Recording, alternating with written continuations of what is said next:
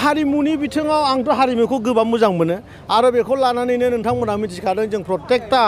District हेडक्वार्टाराव बे बाराव cinema hall बानायनो थांगासिनो दङ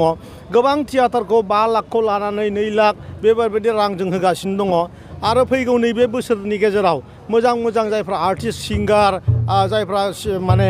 एक्टिं खालामग्रा बेबायदि 50 जन जायफोर माने आर्टिस्टफोर दं बिथांमोनखौ जोङो वान टाइम मोनसे बेनिफिट होनो थांगासिनो दङ बेबायदि सरकारा गोबां माने थालांनाय जि हाबाफारि दंमोन बेखौ फोथांनो थाखाय खामानि मावगासिनो दं आरोखि आंथ' आलायारनखौ बिराद मोजां मोनो आरो बयखौबो सानो जोंनि माने गोबां माने फुराना बे गान जोंनि बिखायाव हाबनाय गान थैयाव हाबनाय गान बयबो आलायारनखौ फोथांना दोननांगौ आरो बयखौबो लुगैयो बयनिबो खुगायाव आलायारना थानांगौ आं सानो आरोखि जोंथ' थांनाय बाराव आलायारन बानायगिरि जोंनि जोंदाव ब्रह्म बिथांखौ गोदानैहाय माने जाय माने केसेटआ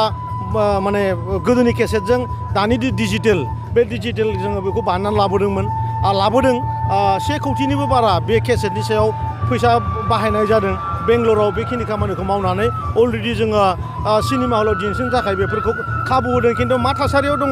जिहेतु बेखौ बेलेग लाइनाव नायगासिनो दं आं बेखौ मोजां मिथियाखै आरोखि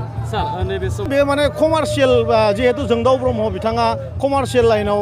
बेखौ बानायदोंमोन गतिके बिथांनि इन्डिभिजुवेल किसुमान बाथ्रा दङ जायनि जाहोनाव बिथाङा हयथ' रिलिज खालामथ'वाखै खिन्थु सरकारनिफ्राय जिहेतु रेस्ट'र खालामनायनि थाखाय बिथांनाव रां गैयामोन बेखायनो मानगोनां प्रमद बर' सारा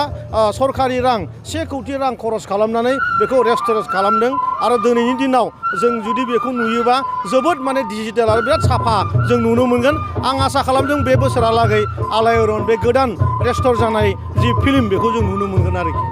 गोजोन्थों।